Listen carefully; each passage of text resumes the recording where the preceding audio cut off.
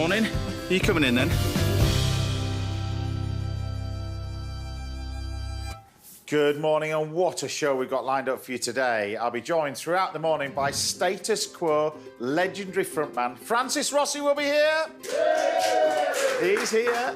Top pastry chef Ravneet Gill will be here as well with another stunning recipe, and I'll be showing you how to make the most of a humble carrot in this week's little masterclass. And I'll be heading to the Channel Islands to explore Guernsey and the latest leg of my food adventures. And to top it all off, I'm here in the kitchen with a Devon chef whose pub, the Cornish Arms, has become the toast of Tavistock. That's if you can get in for a drink, because he's always busy anyway. It's pretty full there. It's Mr. John Hooker. Cheers, fella. Cheers, fella. Cheers. Great to be here. Good to see you. You're here to cook. What are you going to be doing for us? What are you going to be doing later? So later on, I'm cooking you a beautiful piece of dayboat Cornish brill, and we're pairing that with some Oyster Bay mussels, and then we've got a bit of a South East Asian flavours to it. So we've got a lemongrass with a Dorset twist, with a Dorset accent. Dorset accent, Devonshire. Yeah. So we've got some with a beautiful lemongrass, ginger, and coconut sauce, butter sauce. A little bit of butter in it, make it really velvety. Sounds pretty good to me. Well, you're with us throughout the morning as well. Yeah. But we're kicking things off today with a recipe for lamb that I think you're going to love, as well as our viewers, hopefully, because hopefully by the power of the internet, I'm going to introduce you to somebody in a minute to tell us about this amazing lamb, and particularly, I'm a big fan of lamb. I'm a big fan of British lamb. I've always supported it. I'll always try and support it. And I think not more so than now, I think. With the imports that are coming, I think we need to protect this, because it is absolutely spectacular, be it salt marsh or this time of year. And this time of year, I think it's one of my favourite, really. I don't really wait till the spring lamb. I think now is absolutely perfect. So I'm going to simply just cook the lamb chops with salt and pepper under the grill for me and thee. Lamb lollipops. And then we can, yeah, exactly. And then I'm going to do my mother's version, or my grandmother's version of, I passed it down to my mother, but their version of a sort of a hot pot. It's not a classic Lancashire hot pot. I mean, I've done that with scrag end and middle neck and that kind of stuff. This is using the sort of the large chops with the large bone chops, which you've got in here. And I think they're perfect for this. So with the typical, with the lamb chops, we're just going to season it under a really hot grill. And I think lamb chops, you don't want to serve them pink. I think lamb chops need to be served well done. That's just me, because I like the crispy fat. Take them raw the way. And I think if you don't get the crispy fat on it, they're just not lamb chops. I want to send them back. Yeah, you need it to render down, don't you? Yeah, I think you've got to go under the grill and you've got to get them really, really crispy. Nice. And by cooking them like this, you don't need to turn them over on a tray. So all I'm going to do with this is start layering it all up. So we've got the lamb chops over here, a little bit of flour over there. Now, like I said, you can use stewing lamb for this, middle neck, but this is my old granny's recipe. So we're then going to take a pan, get this heated up with a little bit of oil and a little bit of butter to start this off. And then, hopefully, while I'm pan-frying these in here to get a little bit of colour, hopefully, by the power of the internet, I can see them. We can go up the road to Berkshire to speak to Roland Hazel from the Caversham Butchers. Are you there, Roland? I can see him. Good morning, Jack. Welcome to our shop. Who have you got to your right? Who's that gentleman there? To my right is young Lofty. Morning, James. Young Lofty. Now, talk about experience. Lofty, you've got quite a bit of experience. How long have you been butchering meat? How long have you been working in the butchery? 51 years in the meat trade. Epic. 50-odd years as well. So you've got this amazing lamb over here. While we're going to be chatting, you're going to break this all down. So we'll leave you to it, because we're going to time it. So there you go. So I want you to break that down, and then we'll show people what they can do with it a little bit later. So I'm going to leave you to have to fire up there. So Roland, I mean, you've been involved in butchery as well. Not necessarily 55 years, but you started when you were young, aged just 15. I as a career. Started working in the trade shop when I was 15, James. And then you ended up buying it quite shortly afterwards, didn't you? Well, no, I bought it about 2 years ago. We bought the company 2 years ago, my partner and I, young Mo. And, so we bought it 2 years ago. We changed the branding slightly and upgraded it to dry age cabinets. And we've kind of taken it to the next level. That Lofty's going like a speed demon over there. This is going on. Well, isn't he? Keep out the way of him. What's your hands, Lofty? Exactly. He's got 75 more to do this afternoon. Have you? Well, I can see you've got this amazing beef behind you. Tell us about I mean, when I first moved down to sort of Hampshire, there used to be butchers, there used to be fishmongers, there was veg shops on the high street. Sadly, that's now disappeared, but it seems to be coming back and re-emerging, and that's thanks to you guys as well. Do you see that has changed over the years? Well, you're quite right. I mean, the butchery trade, the last sort of 20 or 30 years has really suffered, you know, as a lot of us know. But what we've tried to do, we've tried to diversify. We haven't taken on the supermarkets as such. We try and offer a different service to the supermarkets. And we try and always go for quality. Always quality. That's what sells. So you've got. He's working like a demon in the background. So tell us about this lamb then. Because I love it this time of the year. Tell us where you get your lamb from then. OK, so this lamb comes from Tucky Farm in Winslow. It's a Beltex cross, and Richard Hayes is the farmer. We buy a lot of these lambs. I mean, as you can see, they're absolutely stunning, absolutely beautiful lambs. And there's been a farm there, 1767, believe it or not, James. John's looking at this going, how quick is he butchering this? Smashing it out. Look at him there. How quick are you doing He's a this? machine, isn't he? He's an absolute machine. But that's, You're working in too hard, Ronan. I mean, that is a master at their craft. But one thing that amazes me, sadly, it's a dying breed, is butchery. I mean, you're unique in the position where you are, but, you know, this is a dying breed, really. So we've got to support the butchers and the fishmongers and the delicatessens and that kind of stuff. So how you find that people's tastes have changed over the years? Has people's taste changed, really, in terms of what they want to buy? Oh, tremendously, yes. Yeah, tremendously. I would say, especially in the last 5 or 10 years, people, I think they go to the butchers for something slightly more unusual, something more upmarket. We don't sell baked beans, no, we don't sell anything else. We sell meat, that's what we do. So, talking of the meat, and he's going like a speed demon still. So, can you explain some of the cuts that we've got that he's already done? So, you're breaking this entire carcass down. So, sell me this as if I was the customer looking at you now. Sell me what you've got in front of you. Okay, so we've got the best end neck, which is a stewing lamb. This one here that Lofty's done. Then we've got breast of lamb, so he's boned one out, and this is one on the bone. So that's John's favourite as well, breast of lamb. It's amazing. You slow cook that? Yeah, it's slow cook. We layer them up and then brush them with Dijon mustard, Maldon salt, sugar, then slowly braise them and press them, then pan fry them off afterwards. Okay. Don't tell him too much. You'll have that recipe. You'll be selling. Roland, do you sell all of those cuts? They all sell really well, or do you find yourself mincing them and things like the offal and stuff? They're all top sellers, are they, at your shop? We sell, I mean, breasts of lamb, we roll and stuff quite often. Yeah. That's pretty more and more popular. We just trim a little bit of fat off. But a lot of people do like breast of lamb, so it's still quite popular. It's that whole nose to tail eating ethos, isn't it? And you find that 100%. that works, yeah. 100%. Yeah, exactly that. And then we've got some chump chops, which are particularly tasty. Then we've got shoulder of lamb. So this is a whole shoulder of lamb. This is something you cook just a little bit slower. You have a lot of flavour to it. There's a little bit more fat in. And then that's the other shoulder, the pear, which has been cut in half. And you can see there that it's just about the right amount of fat on there. So with the lamb, I've just got this. I've just sealed this. We're just going to take some salt and pepper, and I take the kidneys, and we layer this up. So we got the kidneys, the onions. They go in like that. More of your lamb. And like I said, you saw that scrag end, that middle neck. This would be the classic way to do this, but this, like I said, was my granny's way of doing it with the kidneys. Take some rosemary. So I got some nice sprigs of rosemary, and she used to just stick it in. You ground with rosemary in it as well? Yeah, just a little bit of rosemary like that. Some stock over the top. Like that.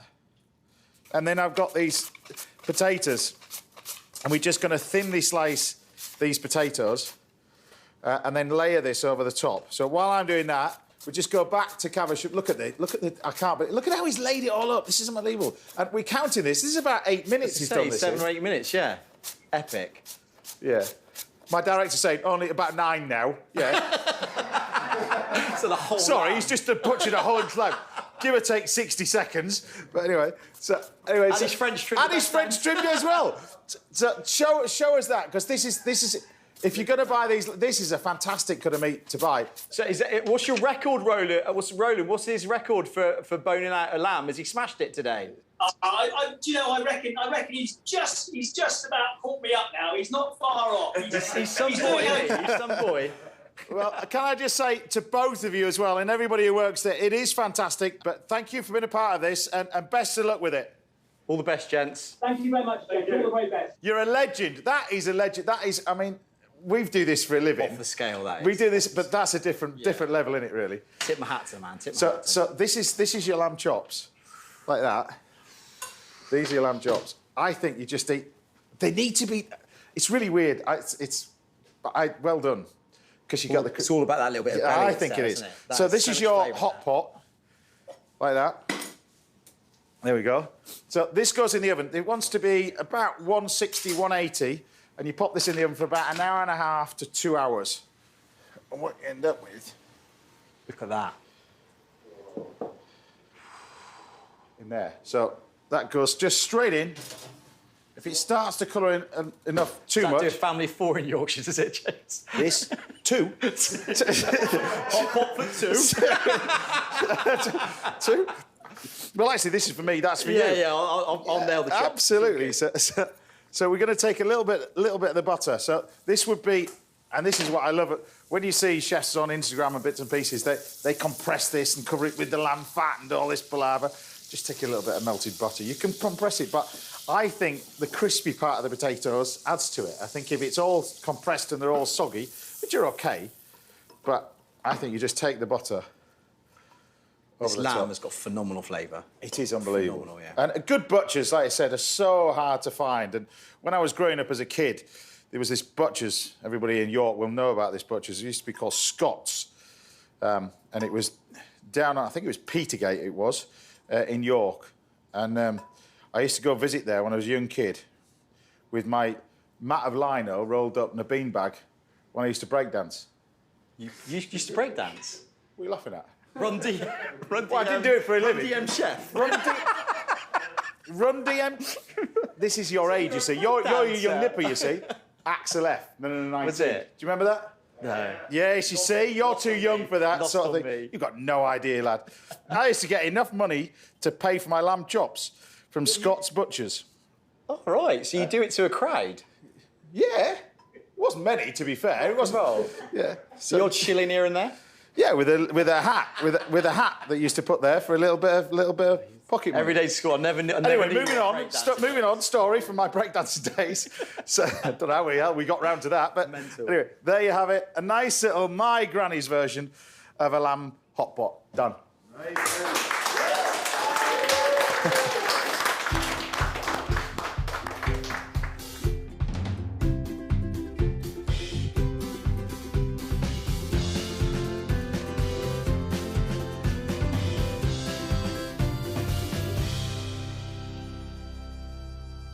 Go on then, Cheffy. Another lamb chop. Beautiful. Thank you It's very got, much. it's got to eat them like this. This is the way you have. Off the scale flavour, isn't it? Just simply lamb pepper chops. They're unbelievable. And when we finish that, we've got that to eat as well. They are. Hot pot for 2. And on a serious note, if you've got a butcher's nearby, support them, because when they've gone, they've gone. A bit like the one when I was breakdancing. Well, yeah. Well, I've took images of you with a cap on backwards with your Stan Smiths on. I'm Run going DM chef. to link to the break now. While we're going to the break, I'm going to explain how to do the caterpillar. Epic. That's what I'm going to show you anyway. Right, still to come. John will be cooking for us, and I'll be chatting to Francis Rossi from State of Quo very shortly. But don't go anywhere, because after the break, John and I will be trying to answer some of your culinary questions. Before we go, will the director... You have exactly 2.5 minutes to butcher this. Go. 9 minutes. 9 minutes to butcher a lamb. Off you go.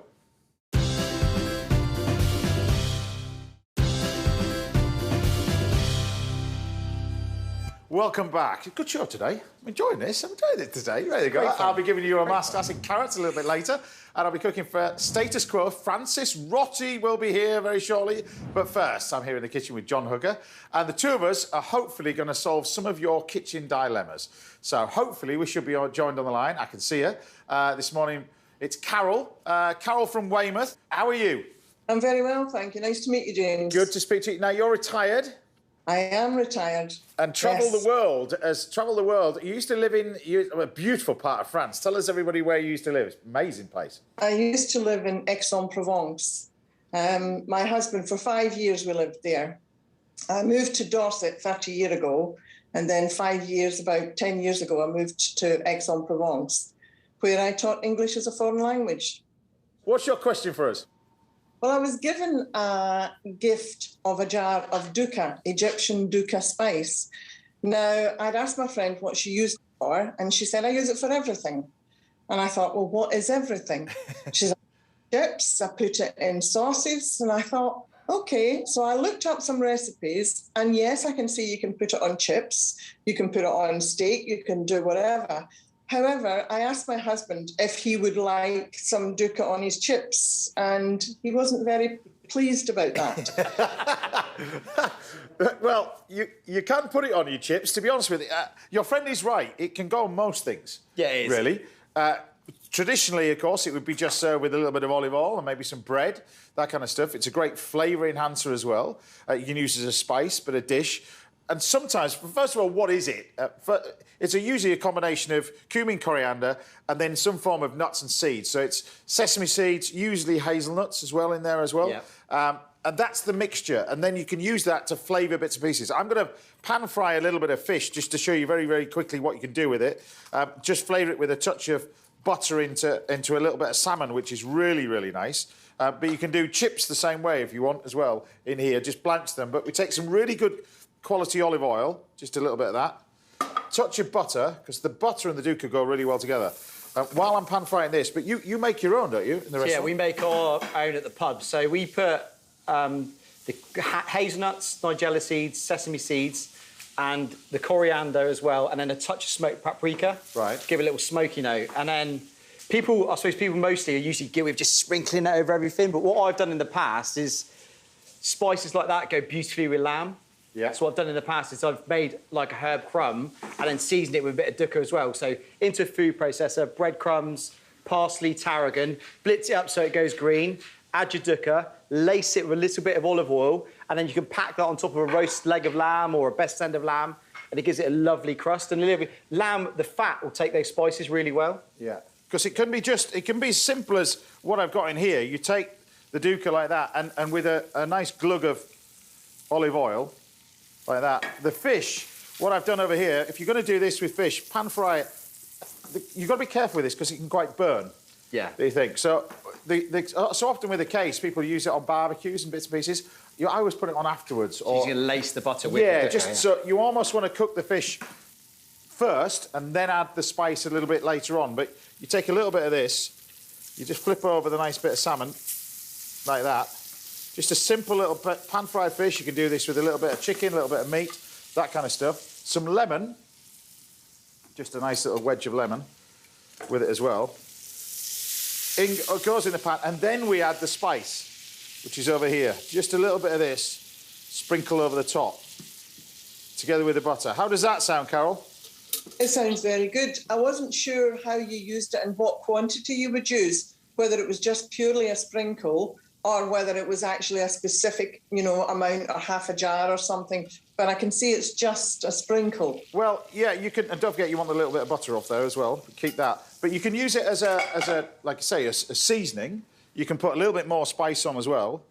But so often with this, you can, I've been to Egypt and they've had it like this. You take the bread, and I've had it which has just been served to you like this, without the fish, just with bread and the oil. And the idea is you just take this, dunk it in the oil, and then dunk it in the spice, and you eat it like that. It's just absolutely delicious. But like I said, John used it for slow roasting, that kind of stuff. But the most important thing is try not to pan fry it so it's going to burn. A little bit on afterwards as well, so you get that lovely sort of hit, that lovely flavour with it as well. How's that for you? That sounds wonderful because I do like fish done like that. So thank you very much. Sounds best of luck with that anyway. Best of luck with that. Thank you for watching the show. Thank you very much for having me. Take care, Carol. Thank you. Nice to speak to you. Bye-bye. And next up, we've got an email, this time from Nigel from Chester. Wants to know about artichokes. How to cook them, how to prepare them, what to do with them.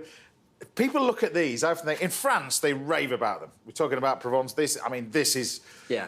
If anything, you go around a supermarket or certainly a farmer's market or anything in Provence, or any market, you'll see beautiful artichokes.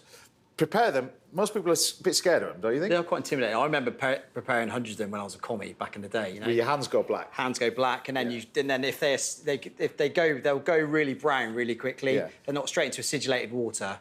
Then they go, and then we used to poach them in a court bouillon, roast them off in like a foaming butter, or serve them cold with a little salad. Yeah. So you've got the violet purple artichokes, which you've got over here. We've got the globe artichokes, which you've got on here, and then we've got the Jerusalem artichokes here. So the first thing is, let's talk about the small ones first of all. What you want to do with these, nice and simple to prepare, what I do is, because these are quite small, you leave the stalk on as well, and you can just peel these down like that. Just take a little bit of peel off here, and then what you want to do is just remove a few of the outer leaves, not too much. This only happens to with the smaller ones. Now, with these, you can actually cook them and eat the whole thing, but what you need to do is trim off a lot of the tops of the flower bit. So this is quite spiky. So what we do with this is grab a knife and you trim that through there.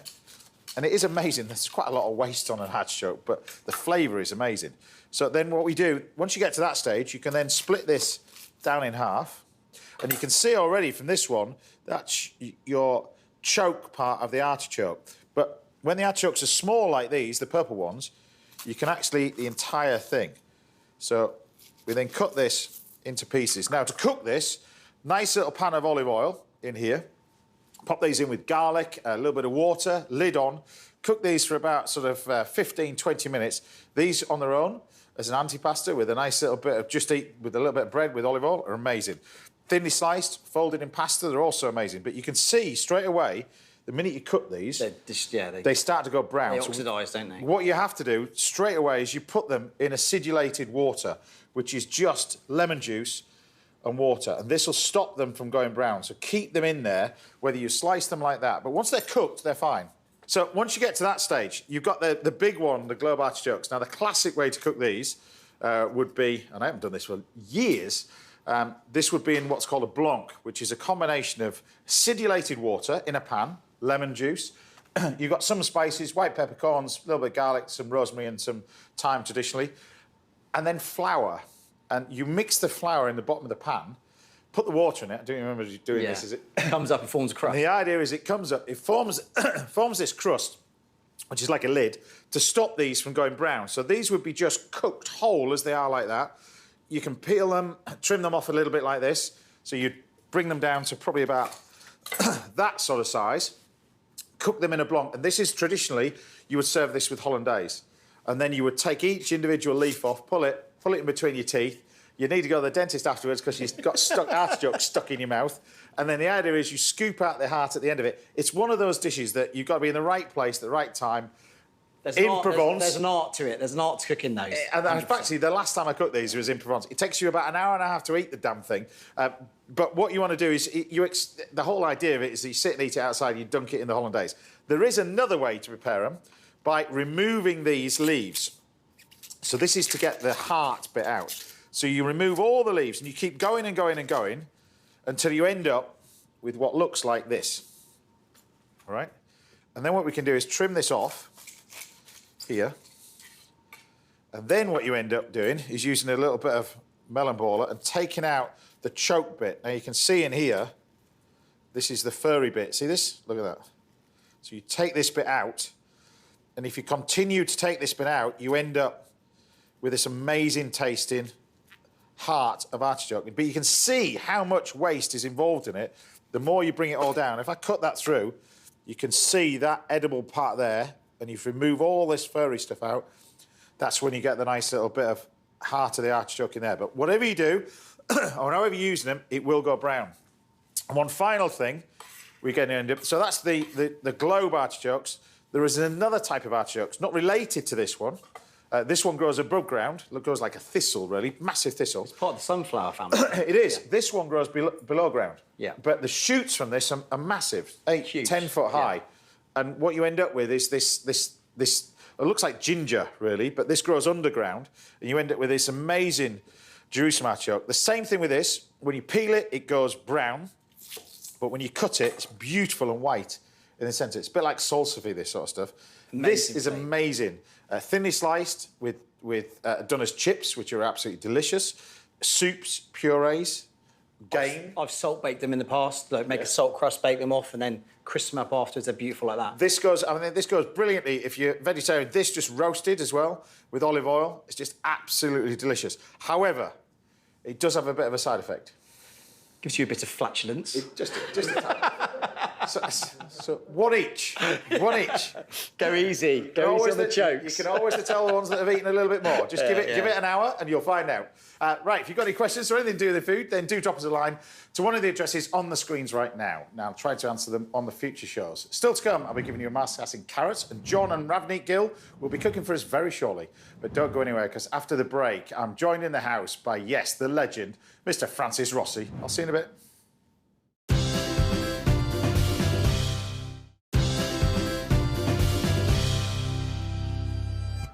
Welcome back. Now, coming up, I'll be heading to Guernsey on another one of my food adventures. And don't miss a little masterclass in carrots coming your way a little bit later. But first, things are about to get pretty rock and roll in the kitchen because I'm here with the lead singer of one of the country's best loved bands from Status Quo. It's the one and only Francis Rossi! The love for you in this house today. Thank you, that's very nice. Welcome to the house. I'm embarrassed. Can you keep moving? Go ahead. But, I mean, where do I begin? Wasn't us. We didn't do that, and that was somebody else. I mean, talk about an autobiography. Anybody get that one? Thank you. Your career, I mean, incredible. But starting very, very young. When did you 13? You were in a band. We did our first gig. We weren't Status Quo. It was myself, Alan Lancaster, and John Coghlan, and we did a gig in a sports ground place, and they passed the hat round, and we got a fiver. Yeah, but we started very young, yeah. But your guitar tutor, you have an interesting story with the guitar tutor, similar to what the guy that taught me how to play the guitar as well. Your guitar tutor wanted you to play something totally different to what you wanted to play. I first went for a lesson in Lewisham, and I sat down with a guy, and first thing he said, you're sitting wrong, so... Are you holding the plectrum wrong? And so he said, what do you want to learn, foxtrots or waltzes? And I said, I want to learn Everly Brothers. Just, you're not learning that stuff here. And so I never went back. And it taught me something that generally when we try and teach younger people, children, if they express an interest to an adult, we say, right, there you go, there's piano, you go and see a teacher, we're going to teach you to read, we're going to do that.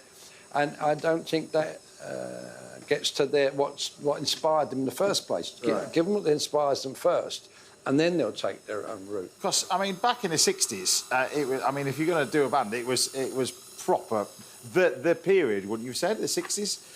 Yeah, I suppose 60s and 70s, but I'm an old bloke, so I would say that. I may be... No, but when you look at the people like yourselves and the people in the 60s, the Beatles, all that kind of stuff... It was new then. An amazing time. Still new then, yeah, and it was... You've seen that Beatles documentary, that's what makes the insight, and it was like that. You would sit in a room somewhat, and I believe that's 1970 or 69 or 70.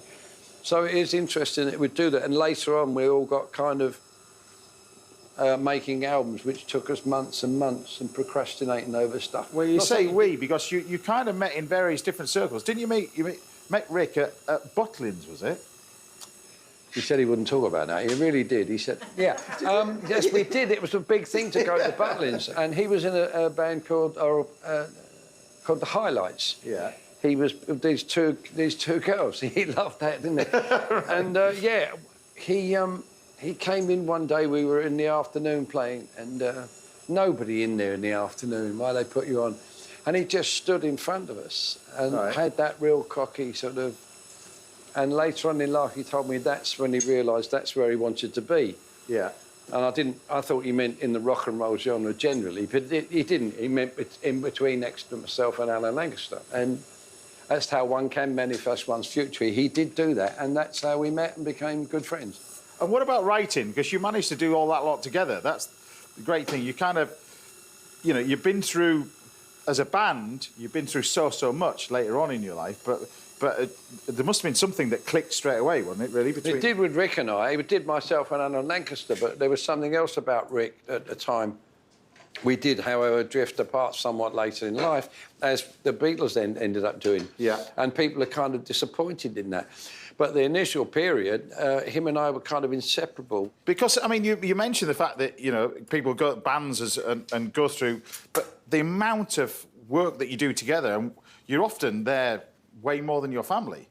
Way more. Yeah. I mean, I spent more time with Rick and the band spent more time together than I did with my children.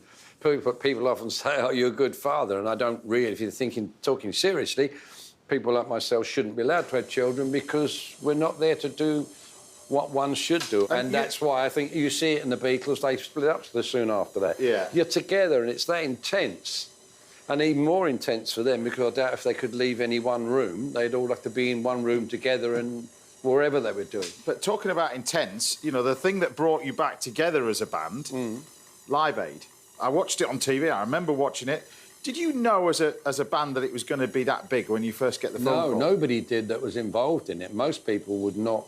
When Geldof was trying to get everybody to do it, most people were, oh, not really, Bob. And he said to each of the older bands, I need one of your older bands to agree to do it. And then... Was that playing you off each other? So one person said yes, so everybody... It was to his credit for doing that, because most people said, well, I don't know what you're talking about, Bob. What do you mean you're going to do this gig? I mean, my generation, and we all had seen the whole idea about the third world starving and such. I went to Catholic schools. We had to collect money each year. So it seems that generation suddenly it dawned on them all. And it was the time when there was that loads of money period, and everyone was... So I think when we experienced most of all in the gig was this feeling that everyone was so glad to be doing something worthwhile, as opposed to a quid pro quo. Get out and did it again. He keeps doing that. Instead of that going on, they were part of one. Everyone was a collective, as it were. It was a fantastic feeling in that respect. Because you said, I mean, you were split up. You hadn't worked together for a while. Much, no. Very similar to now, because you know now with the pandemic, you're about to go on tour again. Yeah, no, it's going to be more than ever this time, as I said. How do you feel about that? Because this is the longest gap you've ever had from playing live. Yeah, not since... Well, I haven't... After the first gig, there's never been 2.5 years of not playing. I practiced and rehearsed a lot. I'm rehearsing at home now in my music room, similar to your room. But as you know, there's something about doing that in front of people. Even cooking in front of people. Come on, I do it in a small way. We started this band and we played Carfest, and to stand up on stage and to see the audience and to play. I mean, I've just seen it. Things twitch, don't they? Yeah, things definitely twitch. Things you thought you had control over, you have no control over. Yeah. And it's weirdly enough, you stand there and you go, I can't even remember the song. I don't even remember. No, don't. I've got to go back to that. There's that moment of... You stand there and go, where am I? I can't even remember the next bit. And then all of a sudden it just happens. I do remember each time when over the years, we would go to rehearsals, you're fine, you know, you get over the first couple of days, you get on the bus, you go to the gig, you sound check, everything's great, you get dressed, And the moment I walk on, something in my mind goes, I'd forgotten this. And I think it's that my brain or body, heart, goes into... and I can't think clearly anymore, whereas I did on sound check and at rehearsals, fine. But as soon as you're presented with the people and that, whatever it is, that we obviously thrive and live on... I'm cooking the shellfish in here with tomatoes. We've got a bit of white wine in there cooking. We've got some shallots, we've got garlic. I'm going to put the lid on now and just gently cook that. But, I mean, of all the cooking, you mean? Yeah, cooking. I'm doing a bit of this. The pasta's over here. So tell us about your album and the tour, because you're touring very shortly as well, around the UK. Such a pro, darling. I try my best. We're out in the last day of February. I think we start in Belfast and then Dublin and then come through England, and then we've had some shows moved already from... The European section has now moved back to November, so we have a break at the end of, the beginning of April, and then we go through summer shows. Yeah, I'm just looking forward to it, but there's a certain trepidation of, I hope it's OK. Now, perhaps that's good. I hope it's OK, because how many... This is amazing when you chat to you. It can still go wrong, you know it can. Yeah, but... to have the success that you guys have had. So, how many records? Do you actually know how many records you've sold? Because I got told it was 122 million. Yeah, that's what I keep reading as well. I don't know if that's true. I believe it is. I don't know. And that's another one of those things that, is that true? Or do I just believe that PR line? Is it a PR line? I'm not sure. We sold a lot of records, undoubtedly, yeah. And is it everything you thought it would be? Looking back. Yeah, I think so. It's odd because I asked Rick that one question one day, and we were having our nap in the afternoon in the bus in Sweden somewhere, and he was going on about certain things, and I said, showbiz has been a bit of a letdown for you, isn't it? And he said, yeah. So there was something, or is something, that people see from outside of it that it obviously isn't. It's show business. It's not real. And quite often people come to me and say, would you give my young son or daughter advice? And I say, yeah, leave it. And they think I'm being mean, when, in fact, if they have what it takes, they won't listen to the silly old sod. But if they do have what it takes, they'll just... That's a thing to me. That's good advice, because most of the time it's no. Anyway, we're going to chat loads more a little bit later, because I want to cook this pasta for you. So plenty of boiling salted water. The late, great Carluccio taught me how to cook pasta properly. It was water and salt. And this is usually the amount of salt. This is the amount of salt that he put in. My wife always argues about the salt. Listen. It's plenty of salted boiling water. And with this pasta, you don't cook it for very long. So all we're going to do is pop this in. It wants about sort of 30 seconds into boiling salted water. So that's going to be to one side. Just get that there. Over here, we've got our sauce, which has got our prawns, it's got our clams, it's got our mussels, it's got everything in there. And then we can then take our pasta off here, and we'll put this back on the heat, and then we finish off cooking this pasta in the sauce with everything else. So this all goes in here. There you go. I don't know what your favourite type of cuisine is. What is it? Hopefully, is you like a bit of a pasta Italian? Food. Food. No, so, I like lots of stuff. I like tapas. I like lots of Italian. I grew up with Italians, Chinese, Japanese. I like sushi. Oh, sushi. But look, so we got a nice little bit of pasta, and all we do is just pop this on here. Why don't you do a big portion or something? What's wrong with you? Rick, welcome to my house. If you this is just the starter. This is just the starter. You're not well. You might not be after this, but look, really? A bit of Parmesan cheese over the top. How about that? One of the specials is aglio. I do aglio at home, and it's to die for. A little bit of olive oil over the top. There you have it, my seafood pasta. Fantastic. Done. Look at that. It's look at that.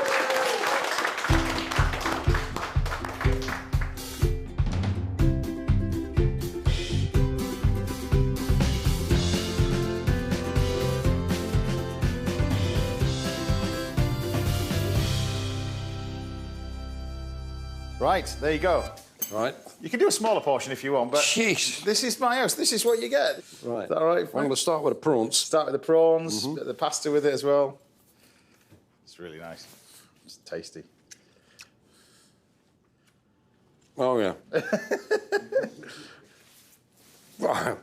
Tasty, no? Oh, yeah, it's delicious. And with the pasta, and it's really weird, you put that amount of salt in it, that makes the pasta taste amazing. Eileen, that's my wife. Salt in the pasta. I told you. Well, Carluccio told me, but there you go. Right, I'll be cooking a recipe for Place for Francis a little bit later on in the show. Rustling a delicious dish on a food adventure to Guernsey very shortly. But join me after the break when a friend of the show, John Hooker, will be firing up the stoves. I'll see you in a bit. I'm eating. Be quiet. It's good, that. Will do. Sorry.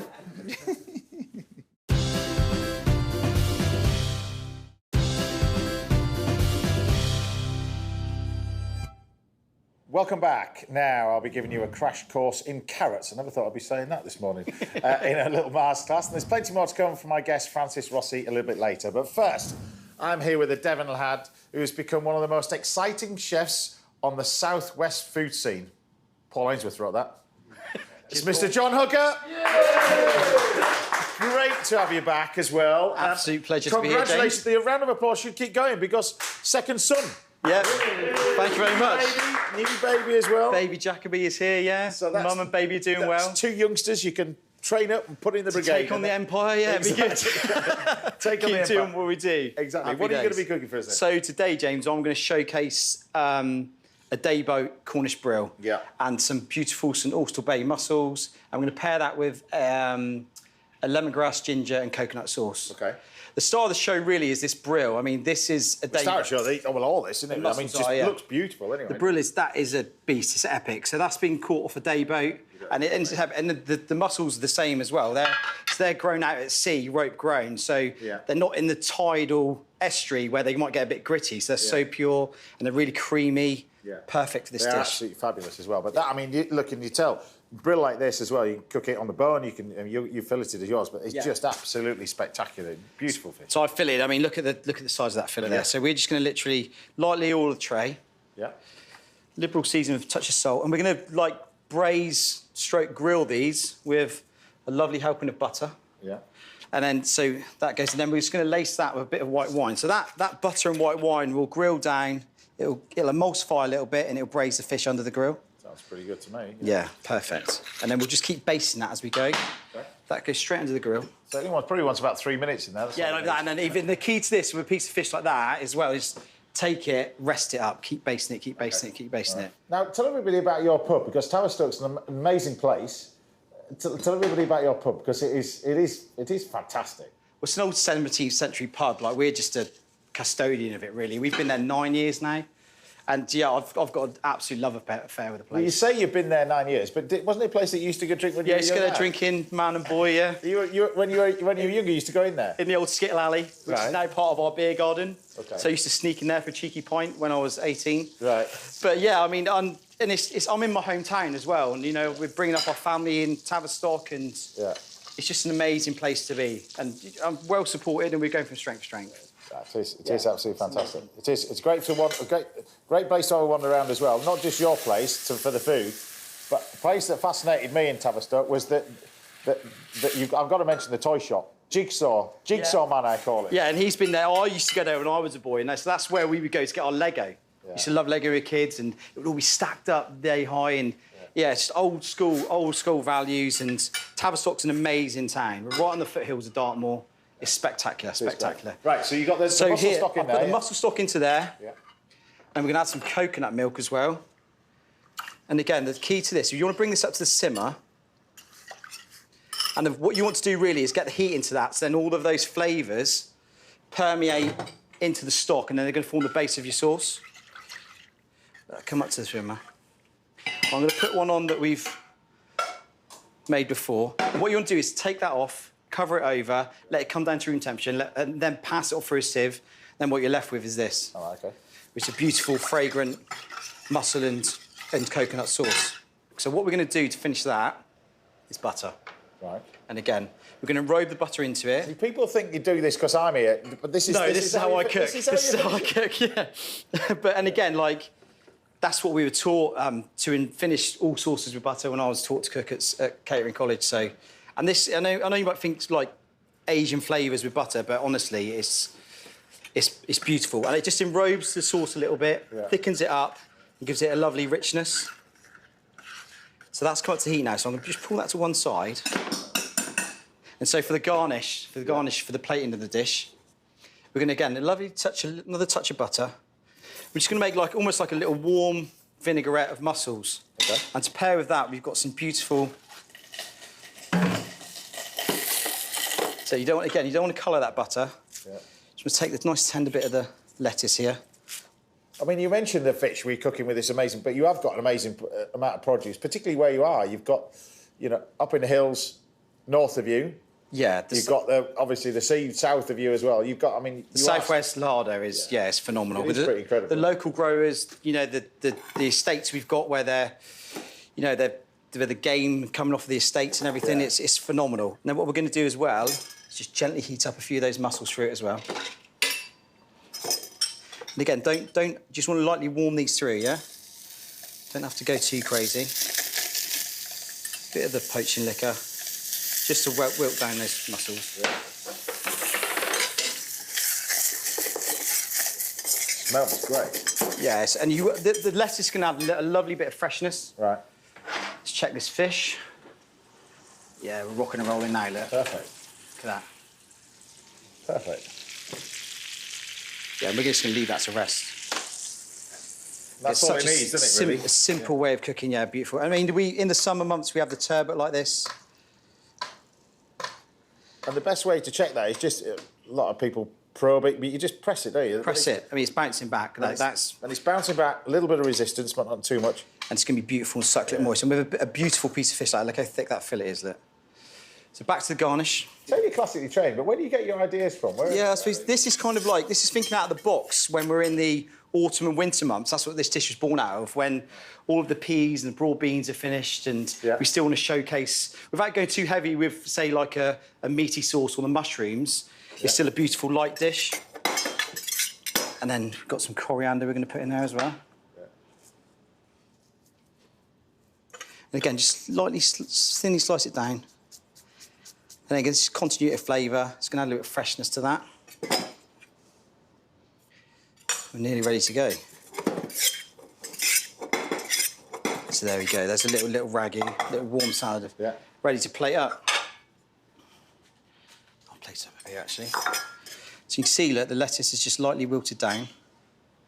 Gently place it in the middle. Well, these plates come from Devon, have they? No, these are Japanese, actually. But they're very hard wearing. They work really well. But we go all over the globe, don't we? Yeah. But the food is from the southwest, from the British Isles. So there's a little garnish in the middle. So we're just gonna finish by enrobing all of this butter into the sauce. Right, so here's the sauce. Again, a beautiful aromatic sauce. Again, it's quite rich with the butter in it, but you're going to get the lightness there from the lettuce as well. And the foam, you know, it looks nice. Foamy, yeah. No, it's not. I'm lopping sauce in there. Okay. There's plenty of sauce going in there, James. Yeah. It's not style over substance. So then what we're going to do as well is on the brill. Where's my microplane? Here we go. So on the brill, we're just going to finish that with some lime. Yeah. Again, lovely fresh note as well, and zest. You're going to get that pungent, zesty smell as it goes down in front of you. So there's your lime. Lovely pinch of salt. Just season it up as we're eating it.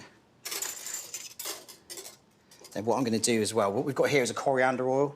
So just some rapeseed oil that we've blanched coriander through. Yeah. And also we've got a curry oil. So just toast off some curry spices, again, the same rapeseed oil, just to season the sauce. It's a beautiful looking dish. And then here we have the spectacular brill. There we are. So that is my day-baked Cornish, look at it, look. Day-baked Cornish brill. It's an Orsal Bay mussels. Perfectly cooked. With a coconut. John Hooker, everybody. Coconut sauce. Thank you. Love it.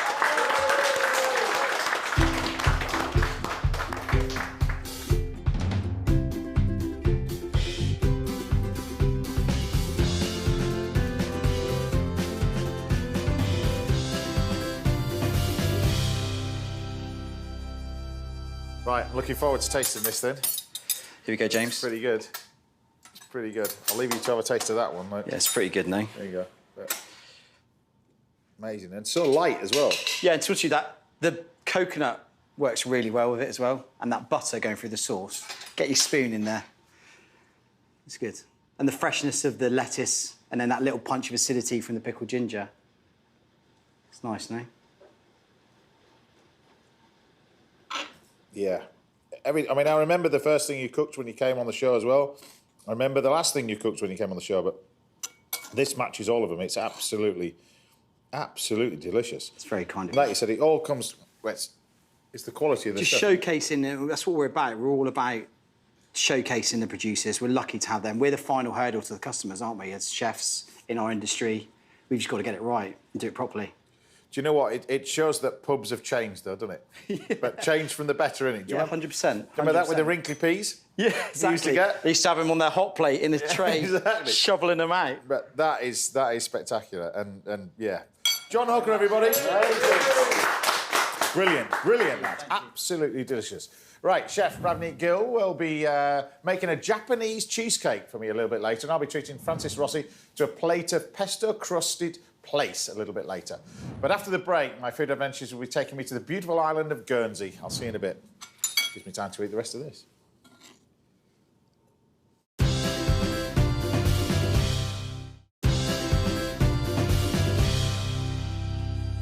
Welcome back. Pastry chef Ravneet Gill will be dropping by the house, and I'll be laying on lunch for my guest Francis Rossi very shortly. But before that, I thought I'd take a look at some of the dishes you've been cooking at home, and you guys have been so busy. First up, we've got Adam and Susan Ball, who have been hard at work rustling up these amazing Scotch eggs. How good do they look?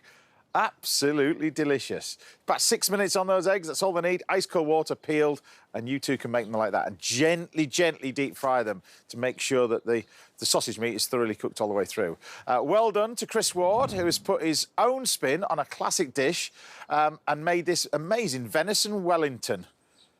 Cooked to perfection as well, looks delicious. Emma Morrison sent us this photograph of a dish of mussels that she made at home. It's great to see how many are cooking with mussels as well. They're such a great ingredient. We're going to be using them on the show as well today. And finally, top marks to Teresa Moran, who made my passion fruit delice with a few extras as well to go with it. I think she's going to give Ravneet a run for her money, to be honest with you. It looks amazing. Look at that. It looks great. Now, do keep sending your pictures and videos coming in. We love seeing what you've been inspired to cook at home, and that just goes to show you've all been pretty busy. OK, it's time to take a look back at one of my favourite food adventures. This week, I'm making an epic rice pudding in the stunning shoreline of Guernsey. Enjoy this one. Now, this is my kind of dish because I've fallen in love with Guernsey, to be honest, because you know how much I love dairy. This has got everything in it. This is fully loaded. This is cheeseburger where you do a double drive-through. This one, this is proper. This is a Guernsey rice pudding like nobody else. We're going to serve this wonderful little butter. Look at this Guernsey butter oven. Look at the colour of it. It's like a lump of cheese. It's amazing. We've got some cream, double cream. We've got some full-fat milk. You cannot do this with semi-skim. Don't go going off-piece and start changing it. This is full whack, the full Monty. We're going to use some full-fat milk in here, in there, straight in. Full fat double cream. Now, if Guernsey did clotted cream, that would go in as well. But you take a little bit of this. Now, the rice, I'm using arboria rice, which is the classic risotto rice for my rice pudding. But we sprinkle that in there. There'll be people shouting at the TV, I know that. It's wrong, it's the different rice, it's not pudding rice. Just try it, just make it with this. It's delicious. But what's also delicious is you flavour this with a little knob of butter.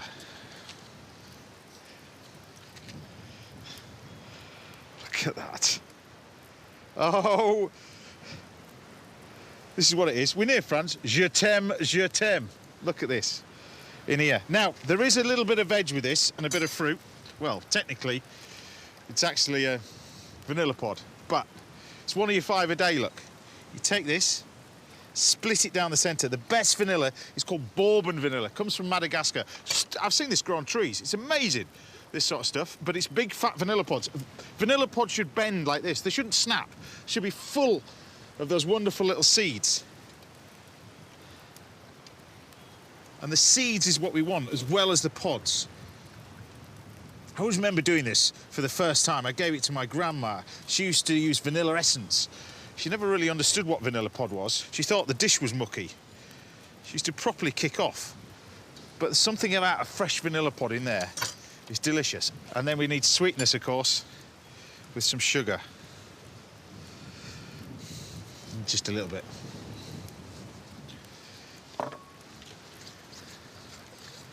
We're just going to bring this to a gentle simmer now and cook this for about 10 minutes. When we come back to it, it's either going to be foggy or by candlelight. It's a bit cold. And while the rice pudding thickens, just look how rugged the Guernsey coastline is. So I thought I'd serve this with peaches, but char-grilled peaches on the barbecue, because this, just on a dessert in its own right, is amazing. Now, one thing you do have to do with this rice pudding, because you've got quite a bit of dairy in there, is just keep your eye on it. And every now and then, give it a quick stir. But look at this. It starts to thicken up. You can tell what that's going to do to your arteries. Look at it, just by looking at it. Oh, ho, ho, ho. And then you take your peaches, look, just a drizzle of oil. These are amazing. Just barbecued. Barbecued fresh peaches. Lovely.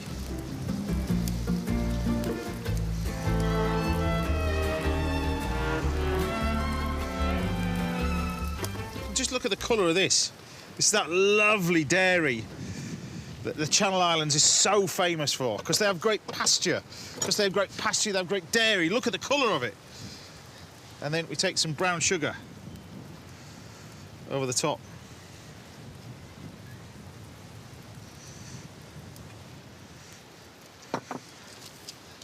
And we blowtorch it.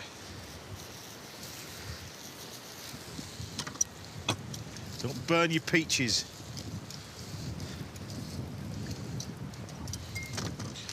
This is going to be interesting.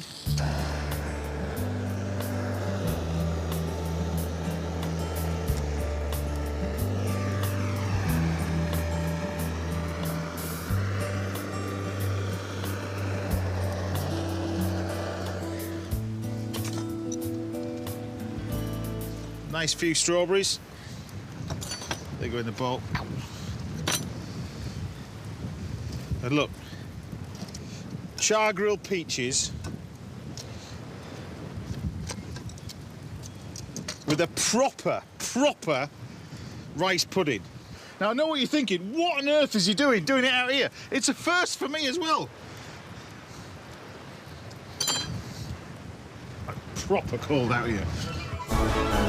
Look at that, caramelised rice pudding with grilled peaches and strawberries. Cold, but delicious. Tasted delicious, that. Right, still to come, pastry chef Ravneet Gill will be treating me to a Japanese cheesecake, and there's loads more to come from my guest, Francis Rossi. But after the break, we've got a masterclass in carrots. Yep, we really have. I'll see you in a minute.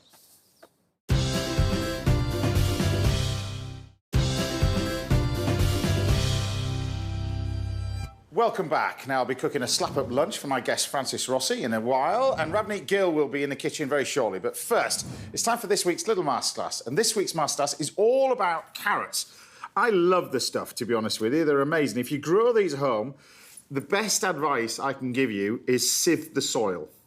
That's the best advice, because that's when the carrots, as they grow, they hit a stone and they end up sort of splitting, and you get sort of wonky carrots as it hits the stone as it grows down. So that's the reason why you have those garden sieves. You sieve the stones out of the way, and then you'll get the perfect carrots. So what we've got in here is got some beautiful carrots. We've got some heritage ones over here, the normal ones, the small Chantenay. There are tons of different varieties, some sweeter than the others. But I'm going to show you some of my favourite recipes, or some of my favourite ways to cook them. So the first thing we're going to do is a dish that I've done several times on the show before. It's one of my favourite ways to cook these, and this is cooking in the style of Vichy.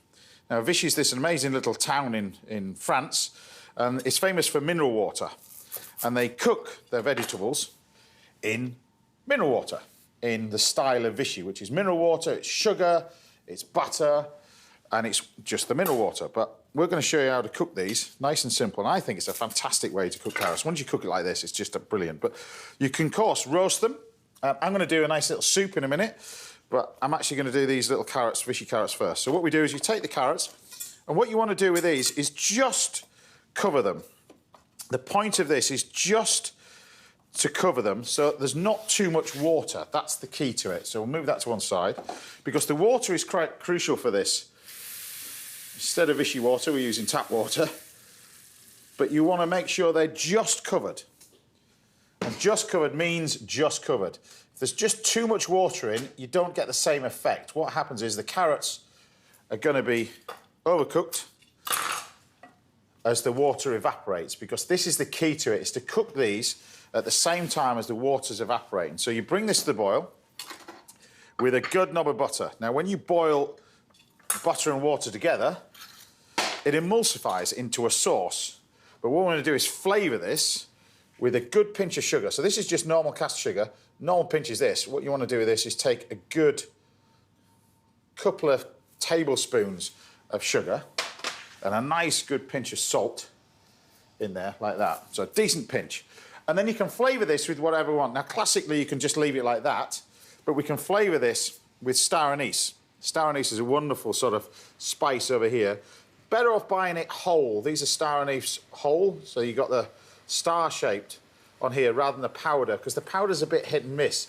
As in, sometimes you use too much of it and it's left grainy, the carrots discolour. So just put the star anise as in the whole spice in there. If you haven't got that, a couple of slices of ginger work brilliantly in here. So keep the skin on the ginger as well. That's a lot of heat in there. And pop them straight into the pan and then cook that. Because you get a lovely flavour from it. Now, to make the soup, very, very simple to make any vegetable soup, really, but particularly carrot soup, because I think it's nice with soups to keep it with the flavour of the veg. So I don't put any shallots, I don't put any garlic in here. I'm just going to leave it with the flavour of the vegetables. So you take the carrots, and we can either grate these or thinly slice them. And the reason why I'm thinly slicing them, I don't want it to cook for too long, so I just want to cook the carrots. So if we slice it thinly enough, it's going to take about 4 minutes to cook. So that's going to go in here. So in there as well, I've also got some full-fat milk. Sometimes, not always, but if you use semi-skim milk, it can split and separate. So I use the full-fat milk, and that goes in here as well. Now, you can take this idea and make a puree as well from the carrots if you wanted to. You just use a little bit less milk. You can use water if you want, but I think a little bit of milk's perfect for it. So you can see what's happening now with the carrots. These start to rapidly boil. What you don't want to be doing at this stage is take it off the heat now. You just want to rapidly boil this. The whole point about this is it rapidly boils the water off. So it's very, very important with cooking in the style of Ishi that you rapidly boil it now. Now, you can take this process and use it for other veg as well. But carrots, parsnips, stuff like that. Broccoli works really well. But carrots are the best ones to cook it with, I think. So leave that to one side. Meanwhile, we've got the carrots boiling away for our soup. We need to put nothing else in there. Next up, we're going to do carrot chips or crisps. The easiest way to do that, a lot of people use this with a knife and batten it. The best way to do it is use a peeler. So I'm just going to take this and peel the carrots right the way down, like that. You get it much, much thinner, like that, right the way. So all the way through. You actually see these growing as well. A couple of friends of mine do the monster-style veg. They grow these on the side of their house in drain pipes. And carrots can grow to be this high.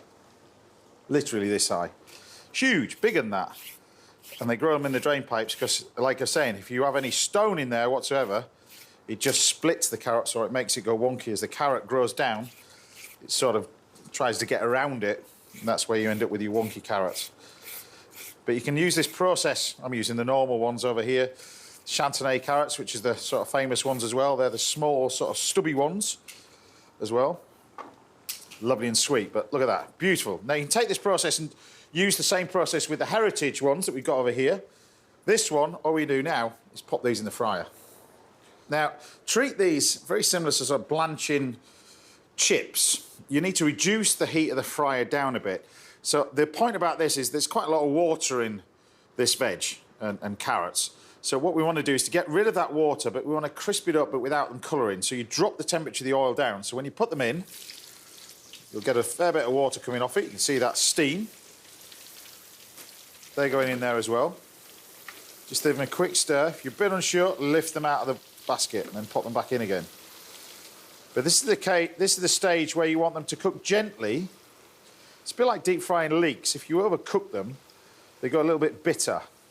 And carrots don't necessarily go like that, but when you deep fry a carrot, you want it sort of to look like the colour of a carrot, not brown.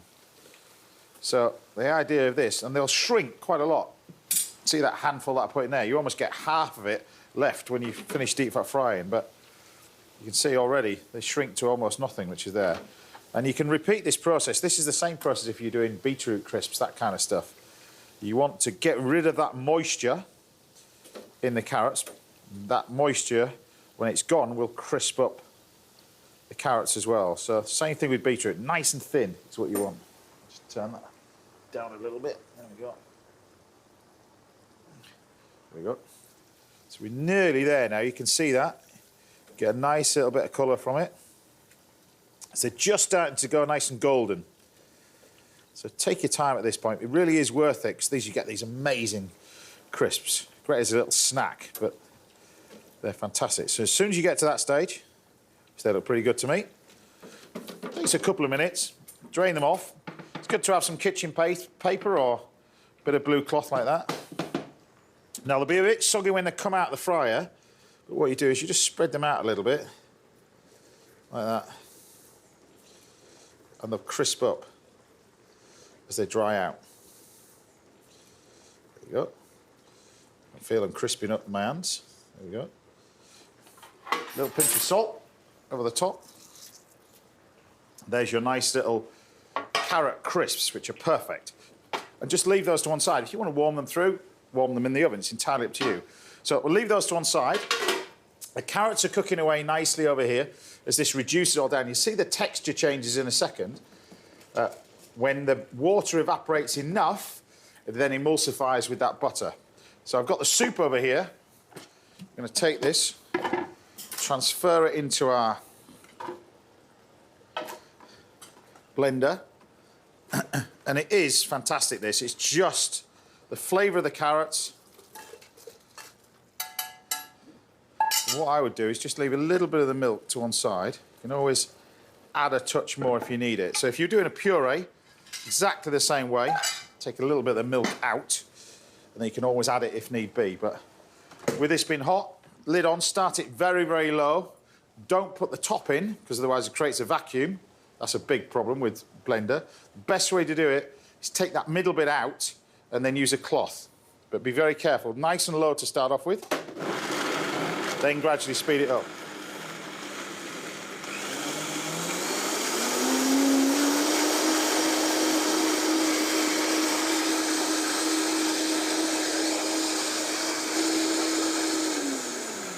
So while our soup's blending, just going to get on and do this. This is a little dish that I have at home quite a bit.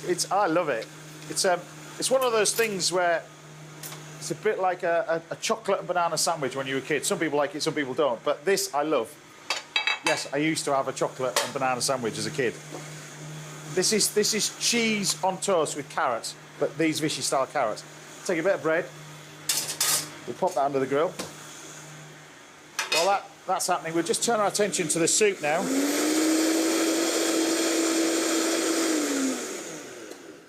So we can enrich this. So you can see it's almost like a puree now in there. So we can then enrich this with seasoning. So it's important really with this, you put plenty of salt and pepper. Soup needs salt and pepper. Black pepper and a pinch of salt.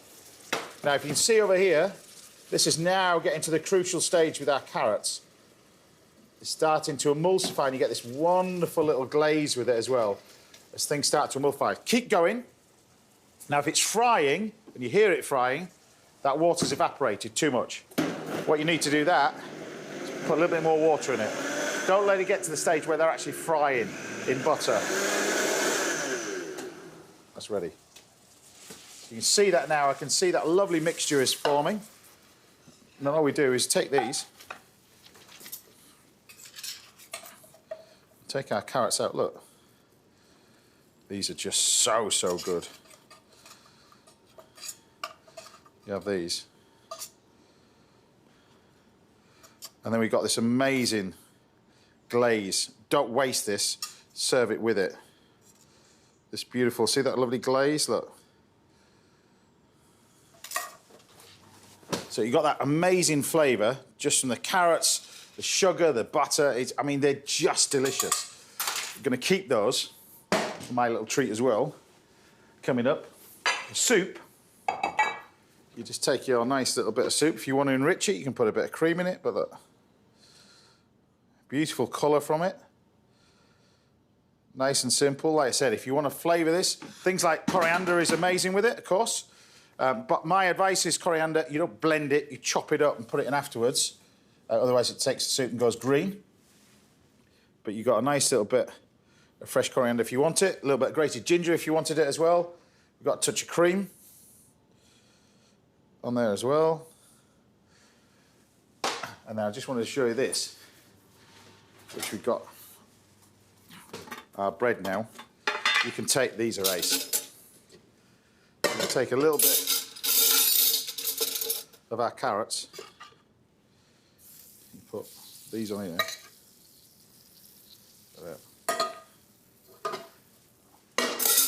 Then some cheese.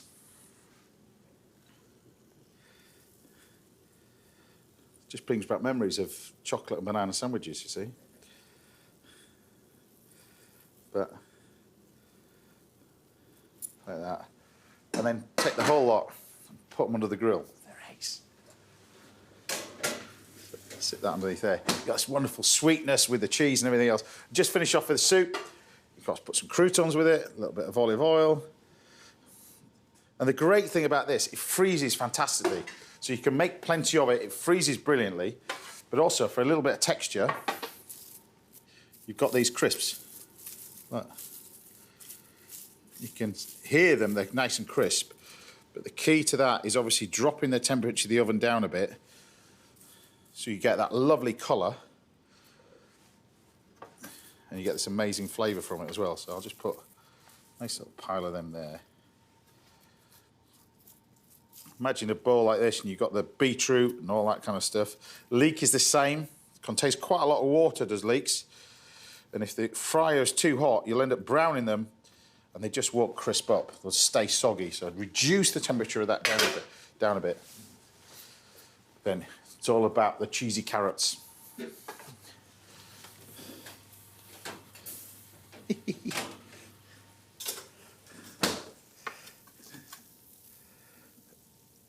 Look at that. And you get the crispy bit of the bread as well. It's just, it's a chef's thing. Just bear with me until you taste it.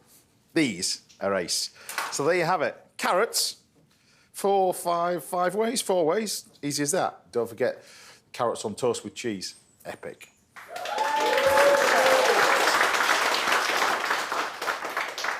Now, if there's anything you'd like to learn about in a little masterclass, then do get in touch. We'll see if we can help out right here on the show. Time now for a quick break. Join me again in a couple of minutes when pastry chef Ravneet Gill will be treating me and her to a Japanese cheesecake. But before you go, cheesy carrots. Cheesy, cheesy carrots. It's the way forward. See you in a bit.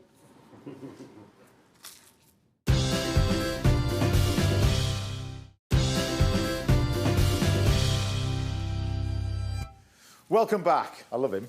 Right, I'll be treating Francis Rossi from Status Quo to a dish of place with a lovely herb crust in a few minutes. But first, I'm here with a pastry chef who made a stunning souffle and a perfect pie when she was on the show before. I can't wait for this one. It's cooking in the back. It's Ravneet Gill. Good to have you on the show. Welcome back. Welcome back. Excited. It looks amazing that you got over there. Thank so, you. What are you going to be making? A cheesecake?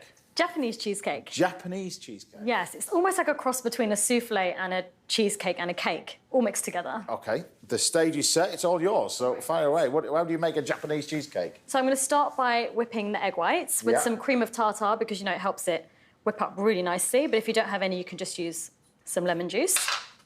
So I'll get that on. And then here, really important, to melt your cream cheese down so it's really, like, soft and pliable. And then, have you eaten many Japanese cheesecakes before? I've never, to be honest with you, I don't think I've ever actually made a Japanese cheesecake before. No?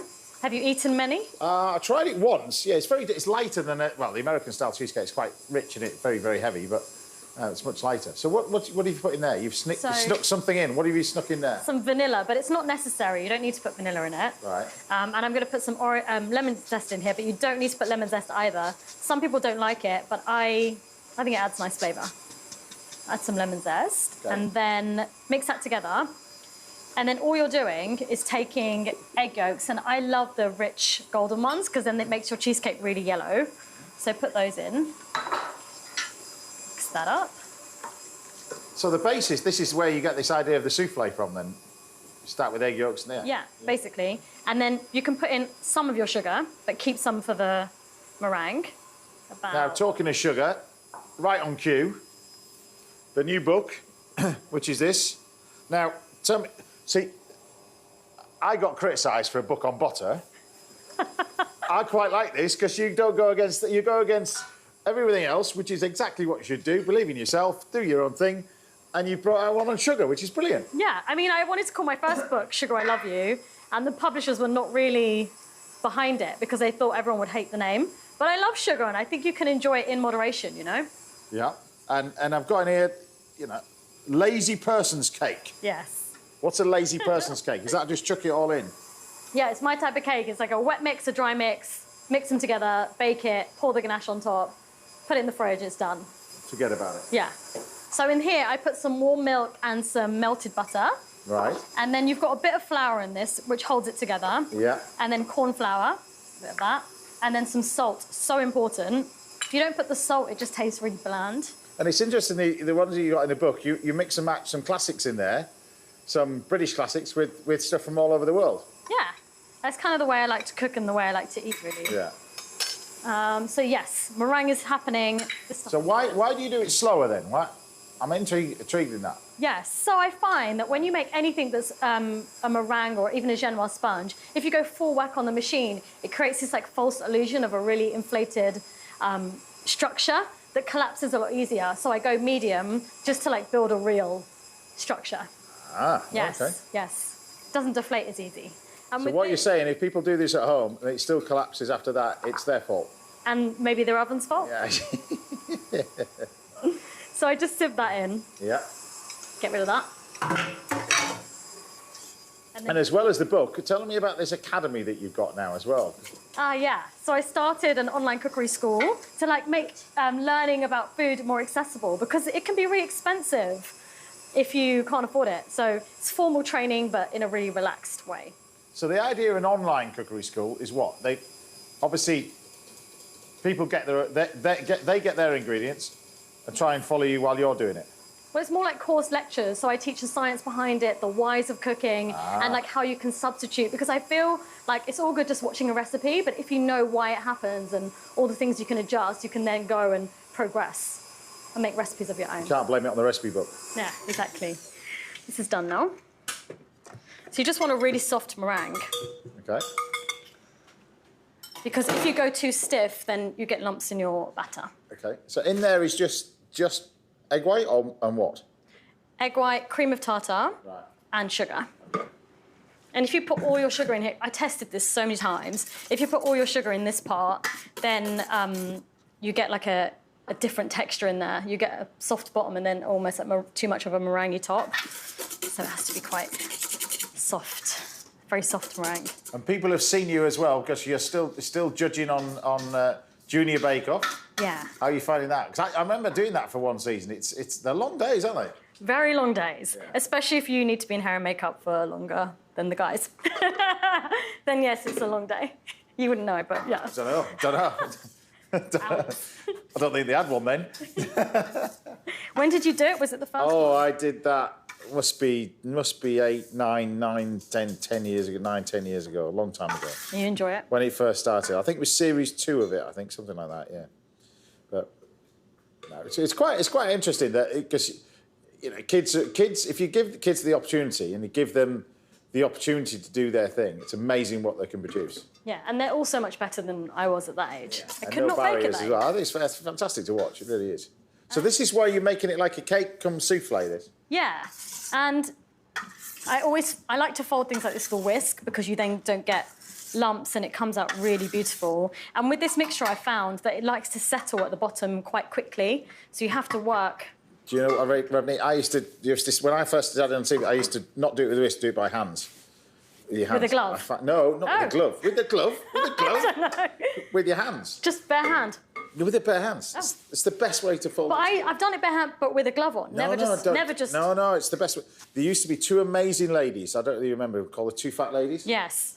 Yeah, of course I remember them. So they used to cook the old school way without utensils, hands. And yeah, they're legends. Oh, Well... Hands.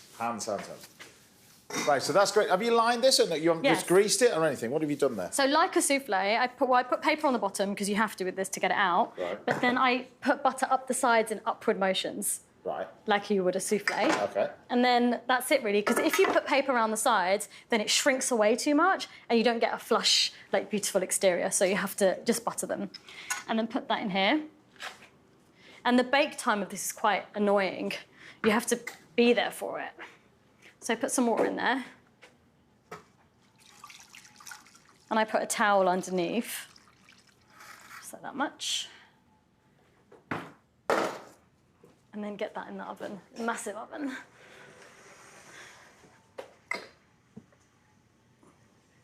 So how long do you cook that for then?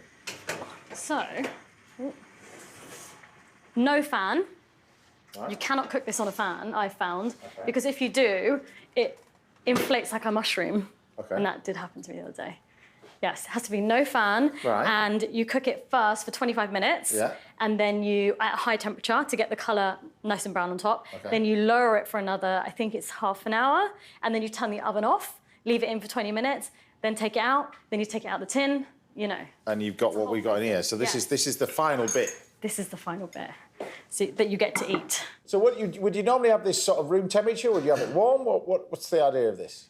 I like to have it room temperature or cold. Right.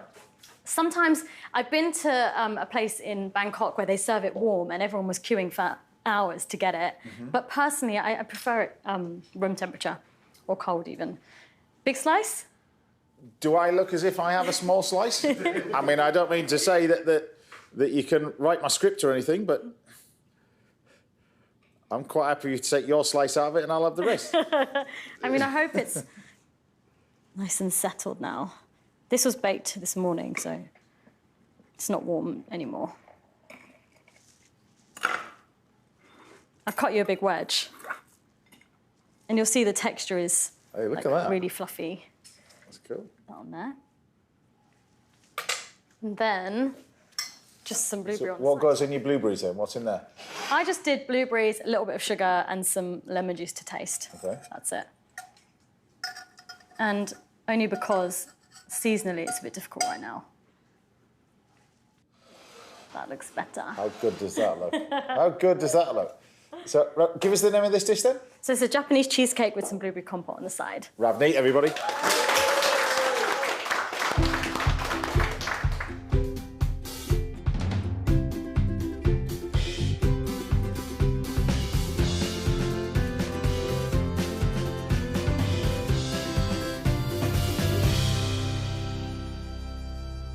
Looking forward to this then. Go on then, you've got to have a taste of yours. You can have a taste of it as well. I'm going to see what you say first. You want to taste it? So it's a really interesting texture, isn't it? That's the thing. It is a cross between a cake and a souffle, isn't it? It's a different texture. Yeah. You know, the classic. And it's a cheesecake, but it doesn't contain like full amount of cream cheese. It's like swirled through a cake batter almost. It is very nice, though, isn't it? Is that? It is. Well, it is very nice, and it goes great with blueberries, but this will work great with any fruit, really. But that is absolutely delicious. Thank you. Well done. Thanks. Ravneet, everybody. Yeah. You're welcome anytime you want. Right, still to come. I've got one more final recipe, and join me after the break when I'll be serving a beautiful place dish for Francis Rossi. I'll see you in a bit. 2 minutes to eat this.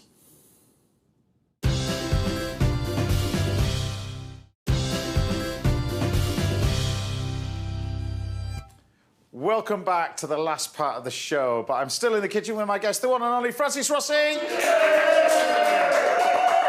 Now, we talked earlier about, I mean, you love your food because you nearly finished off all that pasta. Yeah. We talked to you about the early days. We're going to get on stuff that you currently do at the moment, but I thought, because you're a big fish lover, I thought I'd do place on the bone. Yeah, I had said to you, I thought it was always for old people, and I thought you brought it in especially for me.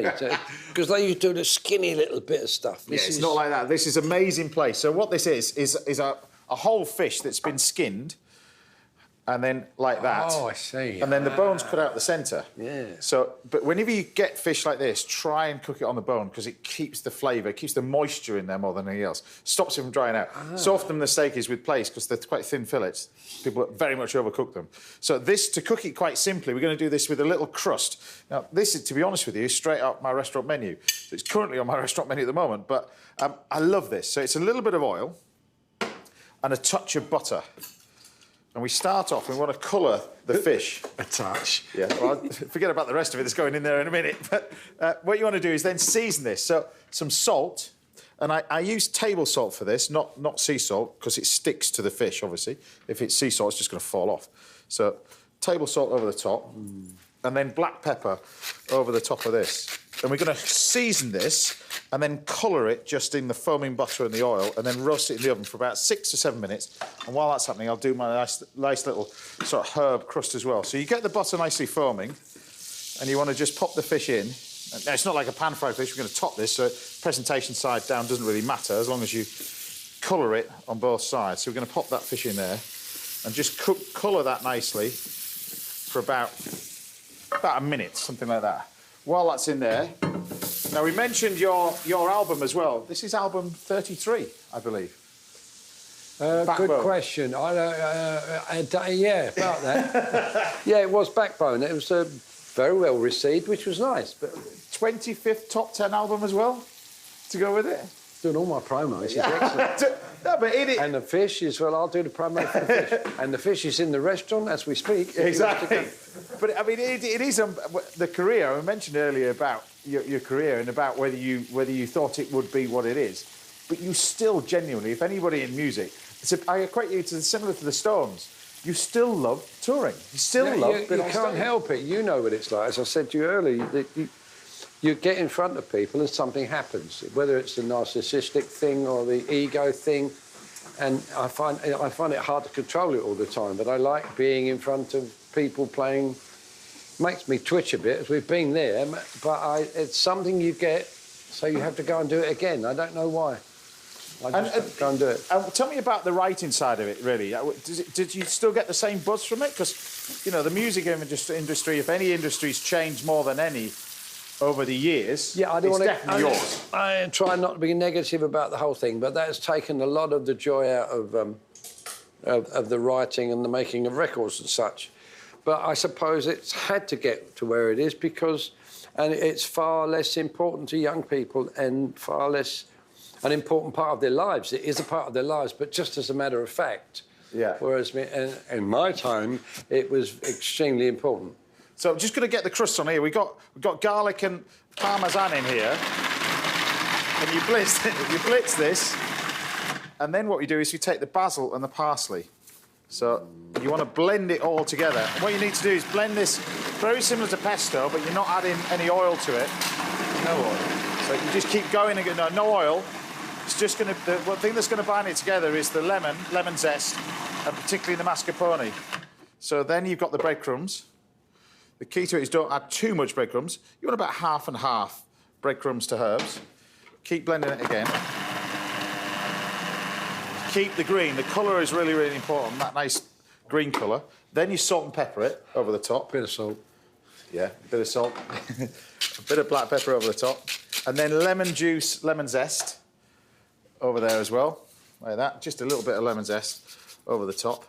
Now, when we talked about the 60s as well, every band had a particular look. Oh, I know. But where did the idea of the jeans and the waistcoat, where did that come from? It wasn't an idea per se. When we first became successful, we were taken out to buy clothes for stage and such. And at the time, there was a place in Carnaby Street. This guy, Colin from Carnaby Cavern, you could see him dancing on top of the pops. Yeah. And everybody that I knew and everybody that was in the top 20 went to this shop and bought stuff. So there was a period after that where you realised that we wanted to be known for people to come and see us for, I don't want to say the music per se, but that people came to see you rather than you'd been on telly, some women would be there, the guys would be there to get the women. And it was to be genuinely appreciated. And we had no money, so the idea was, wouldn't it be great to go on stage in what we wore in the daytime? And we started wearing jeans, and it became an image as such. And because talking about image, I've got to mention the ponytail. It's gone. It's gone. When did that go? just a moment. This morning.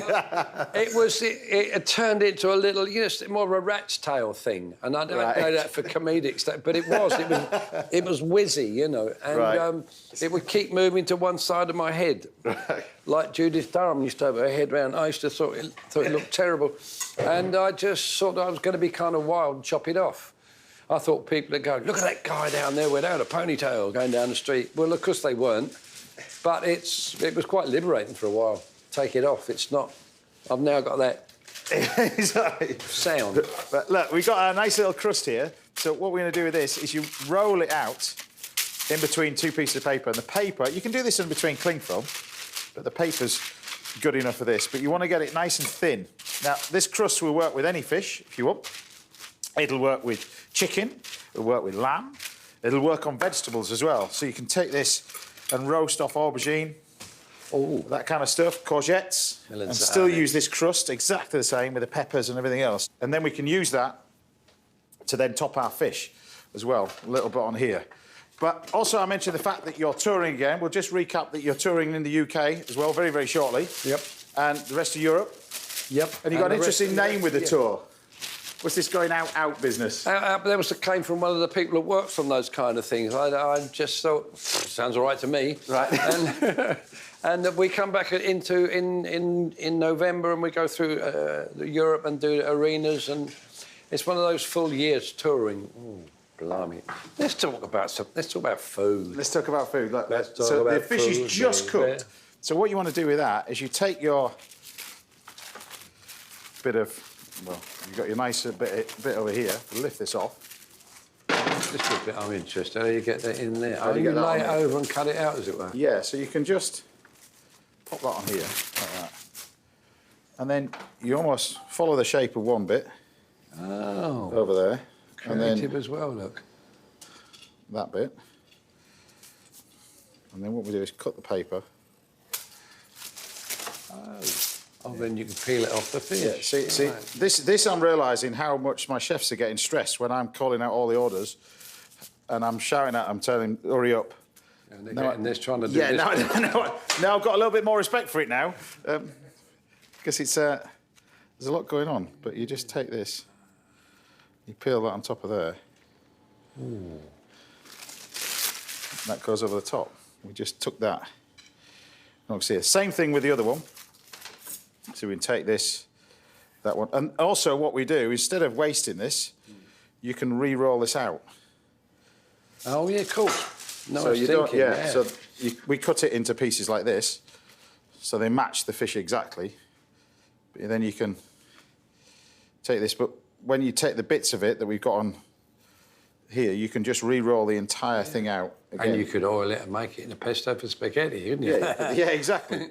So you don't waste any of it, but you've got that and that on there, and you can patch that bit up. Got another bit on here. It looks like a blanket for the poor little fella. Yeah, and then what you do is you just pop it in the oven. It wants to go in the oven for no more than about 30 seconds, because you don't want to over-colour it. You just want to just pop it in the oven, just to warm through slightly, like that. While that's happening... Everything's the industrial that you got a man's blender. The rest of us have got these little widgy things. You got that? Well, yeah, the thing is about this, Joe, because we cook everything in real time. Well, I try to cook everything in real time. Very rarely do I rehearse any of it. It's just that I like cooking a bit like you when you play music. You like to do it naturally. Same thing. I think you can over-rehearse stuff. And we take the butter. You're just trying to make me feel better. I'm going to over-rehearse and play safe. But look, you just take the butter like that. And it glazes over the top, each one. But you don't have to glaze it with a little bit of butter, but I think it really looks really nice like this, but right over the top. Making my mouth water. You get this amazing taste from it. And you can mix and match the herbs. I mean, I've just done it with a little bit of basil and a little bit of parsley, but you can do this with lovage, which is an amazing garden herb as well. Grow that in the garden, it's fantastic. It's a strange name, that. Lovage. I know, it's a lovely herb, but you just pop that. You could do coriander then, could you not? Coriander you can do, yeah. You can do sort of Yeah, you can do Asian-y sort of thing. You put lemongrass in it, all that kind of stuff. Yeah, But yeah. Just a touch of the butter over the top. Just go with it, go with it. Go on, go on. Bit more butter. Yeah, go on. Bit more butter for you. You always say. There you go. Bit more butter over the top. And then you got some watercress, because only about 100 yards away from the house, we have watercress beds. It is tough at the top, isn't it, for you? I don't have my own watercress farm, but there is. It is tough at the top. You've got a feel for it, haven't you? But we just put that with it. So there you have it, my herb-crusted Looks delicious. place fillet with a nice little bit of lemon and some watercress.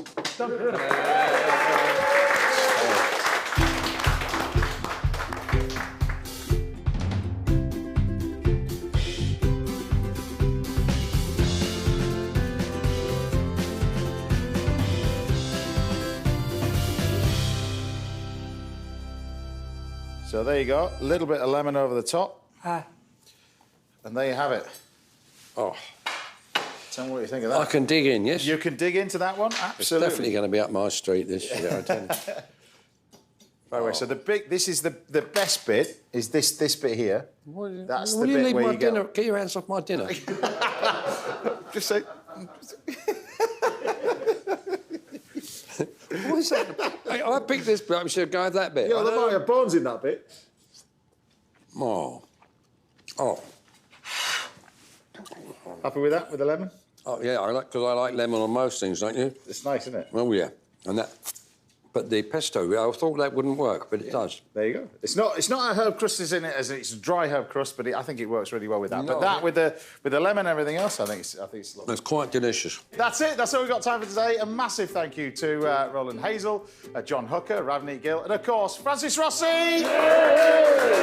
Before you go, I'm not asking you to play, but can you sign? Yeah. Is that all right? Can you sign this? Yeah, I'll sign it. Because Sir Cliff Richard signed this when he was here on the show. Could you join him? Because I think that's...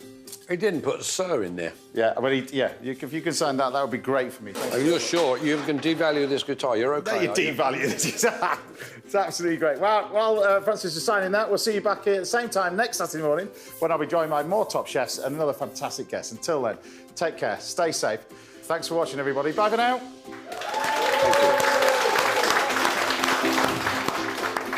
Thank you.